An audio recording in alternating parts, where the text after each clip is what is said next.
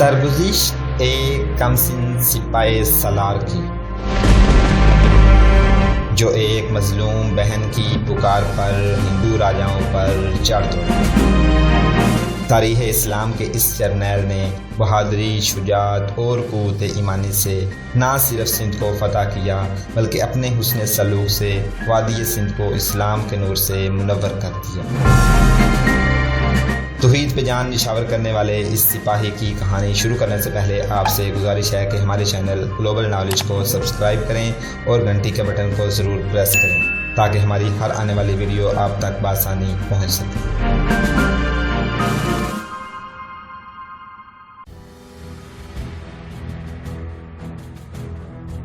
بعض تاریخوں میں غلط بیانی کی گئی ہے کہ رانی لاڈی کو محمد بن قاسم کے سامنے لایا گیا تو اسلام کی عسکری تاریخ کا یہ نوجوان سپاہ سالار رانی لاڈی کے حسن سے اتنا متاثر ہوا کہ اس کے ساتھ شادی کر لی۔ یہ ایک بے بنیاد روایت ہے جو محمد بن قاسم کی شخصیت اور اس کے کردار کو مجروح کرنے کے لیے کسی نے گڑی اور تاریخ کے دامن میں ڈال دی ہے۔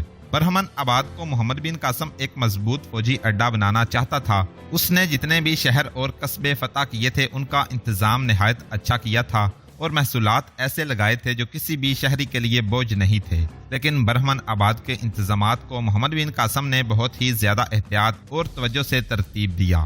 ایک تو اسلام کی تعلیمات ہی ایسی تھیں کہ مفتوح لوگوں پر کسی قسم کا بوجھ نہیں ڈالا جا سکتا تھا، اور دوسرے یہ کہ برہمن آباد کے لوگوں کو زیادہ مطمئن رکھنا تھا کیونکہ برہمن آباد کو عسکری مستقر بنانا تھا۔ محمد بن قاسم نے جو احکامات جاری کیے وہ مختصر اس طرح تھے: جن ہندوؤں نے اپنی خوشی سے اسلام قبول کر لیا تھا انہیں وہی حقوق دیے گئے جو عرب کے مسلمانوں کو حاصل تھے، یعنی عربی مسلمان اور ہندوستانی نو مسلم کو مساوی حقوق دیے گئے۔ اعلان کیا گیا کہ ہندو اور جو بدھ اسلام قبول نہیں کریں گے ان پر زبردستی اسلام مسلط نہیں کیا جائے گا، لیکن انہیں جزیہ دینا پڑے گا۔ جزیے کی شرح یہ مقرر کی گئی: دولت مند 48 درہم سالانہ یعنی 13 روپے، متوسط طبقے کے لوگ 24 درہم فی کس یعنی 6.5 روپے سالانہ، اور متوسط درجے سے نیچے کے ہر فرد پر 12 درہم یعنی 3.25 روپے سالانہ جزیہ عائد کیا گیا۔ پنڈتوں کو خصوصی مراد دی گئیں جن کے پاس سرکار کی دی ہوئی اراضی یا دیگر جائیداد تھی، ان کی ملکیت انہی لوگوں کے پاس برقرار رکھی گئی۔ شہر کے جن لوگوں کے مکانوں کو نقصان پہنچا تھا یا ان کی اپنی فوج نے جن تاجروں اور کسانوں سے پیسہ اور غلہ جبرن لے لیا تھا انہیں نقد معاوضہ دیا گیا، جس کی مجموعی رقم 1,20,000 درہم تھی۔ شہری انتظامیہ کے تمام بڑے عہدوں پر برہمن فائز تھے، انہیں انہی عہدوں پر رہنے دیا گیا۔ قلعے کے دروازوں پر فوج کے جو افسر مقرر تھے انہیں اپنے عہدوں پر رہنے دیا گیا۔ اس وقت سندھ میں یہ رواج تھا کہ قلعے کے دروازوں کے ذمہ دار افسروں کے دونوں ہاتھوں اور دونوں پاؤں میں سونے کا ایک ایک کڑا پڑا ہوا ہوتا تھا، جسے بہت بڑا اعزاز سمجھا جاتا تھا۔ قلعے کے بعض افسر بھاگ گئے تھے، ان کی جگہ محمد بن قاسم نے ہندو افسر مقرر کیے اور انہیں ان کے رواج کے مطابق ہاتھوں اور پاؤں میں سونے کے کڑے پہنائے۔ عہدیدار مقرر کر کے محمد بن قاسم نے انتظامیہ کے تمام افسروں اور دیگر اعمال کو بلایا۔ ہم نے فاتح ہوتے ہوئے بھی تمہاری حیثیتیں برقرار رکھی ہیں، محمد بن قاسم نے کہا۔ کیا ہم تمہیں غلاموں کا درجہ نہیں دے سکتے تھے؟ تم نے ہمارے ہاتھوں ایسی شکست کھائی ہے کہ تم اٹھنے کے قابل نہیں رہے، لیکن ہم نے تمہیں غلام نہیں بننے دیا۔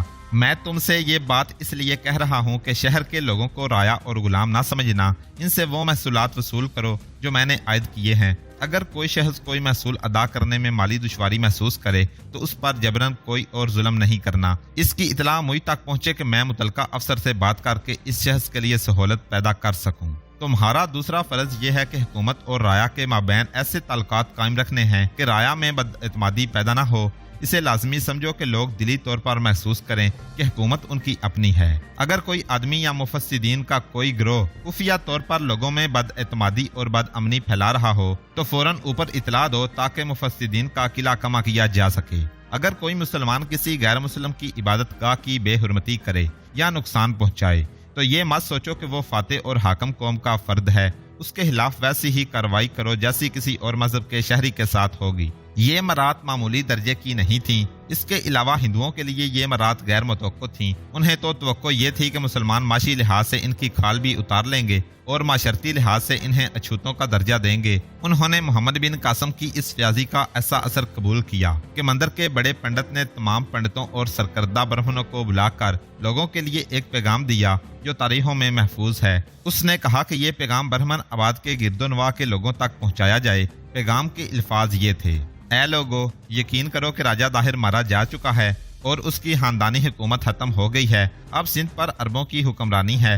अरबों के मुतल्लक ये सुन लो कि इनकी निगाह में अमीर और गरीब, बड़ा और छोटा, शहरी और देहाती बराबर हैं। ये इनके मजहब का हुक्म है और हम अपना फर्ज समझते हैं कि ये पैगाम तुम सब तक पहुंचाया जाए। अरब के इन मुसलमानों ने हमारे साथ और भी वादे किए हैं, लेकिन शर्त यह है कि हम इनके वफादार रहें और गद्दारी ना करें। अगर हमने वफादारी की बजाय गद्दारी की तो हम सबको बहुत नुकसान उठाना पड़ेगा। इससे बड़ी नवाजिश और क्या हो सकती है कि ब्राह्मण जाति को जो रुतबे और उनको जो हैसियत पहले हासिल थी वो बरकरार रखी गई है और मुसलमानों की हुकूमत का कारोबार उनके हाथ में दिया गया है। हम पर महसूलात इतने थोड़े आयद किए गए हैं जो हर फर्द आसानी से अदा कर सकता है। अगर कोई शख्स इनकी अदायगी से गुरेज करे तो उसके लिए अच्छा ये होगा कि वो सिंध से निकलकर हिंदुस्तान के किसी और इलाके में चला जाए। राजा दाहिर का वजीर सियाकर खास तौर पर मोहम्मद बिन कासम का वफादार साबित हुआ। उसने अपनी खिदमात मोहम्मद बिन कासम को पेश कर दी और उसे मशवरे देने लगा। मोहम्मद बिन कासम ने अपने जो अफसर मुकर्रर किए उनमें से एक विदा बिन हमीदुल बहरी को अदलिया का सरबराह तैनात किया। तूबा बिन वारस को रावड़ का किलादार बनाया और उसे कहा कि वो जिस कदर कश्तियां फराहम कर सकता है करे और कोई अजनबी कश्ती गुजरती देखे जिसमें जंगी सामान हो तो उसे रोक ले। कश्तियां इकट्ठी करने के लिए हुक्म इब्ने ज़ियाद अब्दी को भी मुकर्रर किया। इससे पहले जो शहर और कस्बे फतह किए जा चुके थे इन सब के लिए हाकम मुकर्रर किए। ये सब मुसलमान थे। मलीह नाम का एक साबिक गुलाम था जिसने हर मुहासरे और रावड़ के मैदान में ऐसी जांबाजी का मुजाहरा किया था जिसमें जिस्म और अकल के इस्तेमाल की मसावी जरूरियात थी। मोहम्मद बिन कासम इससे इतना मुतासर हुआ कि उसने मलीह को मकरान के एक इलाके का हाकम मुकर्रर कर दिया और इसके मातहत अलवान बकरी और कैस बिन सलबा को मुकर्रर किया। उन्हें 300 नफरी का एक दस्ता भी दिया। चशनामा फारसी में लिखा है कि ये तीनों मकरान में ही आबाद हो गए थे। उन्होंने मकामी औरतों के साथ शादियां की और आज भी उनकी नस्लें मकरान में आबाद हैं। मोहम्मद बिन कासम की अगली मंजिल अरोड़ थी। रास्ते में कुछ किले और भी आते थे और रास्ते में हिंदुओं की 2 ऐसी कौमें आबाद थीं जो राजा दाहिर और उसके खानदान के लिए मुस्तकिल खतरा बनी रहती थीं। दरअसल ये जाट कौम थी जिसके 2 कबीले थे, एक समा और दूसरा लाखा। मोहम्मद बिन कासम को मकामी लोगों ने बताया था कि जाटों के ये दोनों कबीले आजाद और खुद मुख्तार रहते हैं और वो कानून की बालादस्ती को कबूल नहीं करते।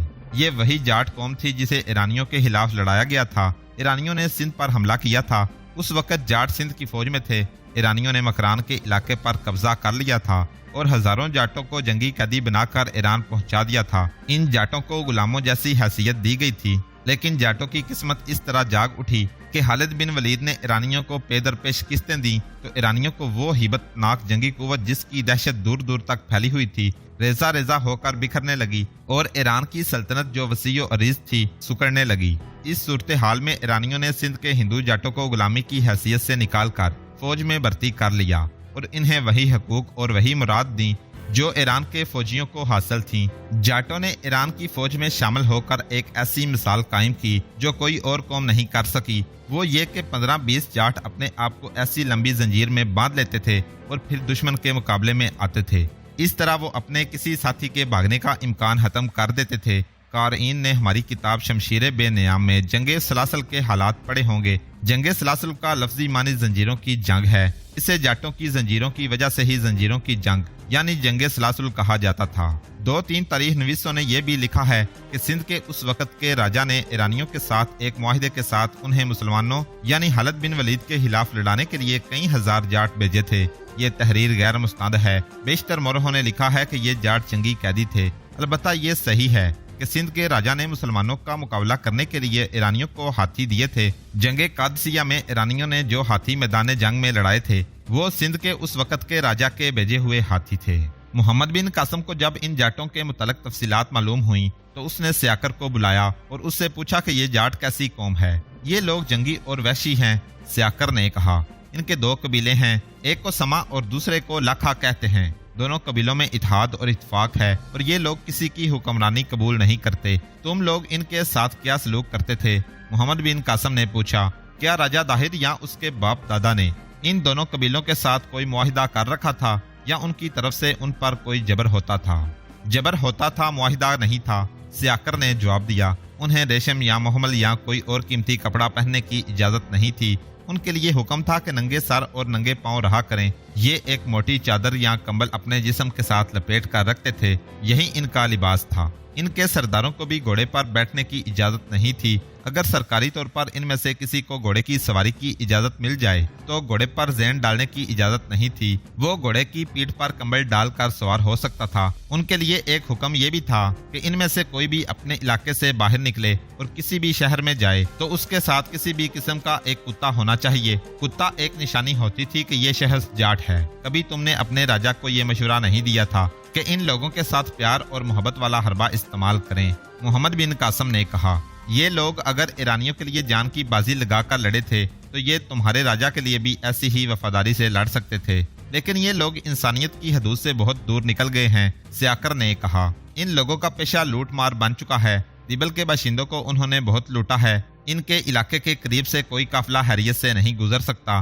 راجہ چچ کے وقتوں سے ان لوگوں کے لیے یہ سزا مقرر ہے کہ ان میں سے کوئی بھی راہزنی یا ڈاکے میں یا کسی اور سنگین جرم میں پکڑا جاتا تو وہ صرف اسے بلکہ اس کے گھر کے تمام افراد کو زندہ جلا دیا جاتا تھا۔ انہیں لگام ڈال کر رکھنا بہت ہی مشکل کام ہے۔ محمد بن قاسم نے یہ رودات سنی تو خاموش رہا۔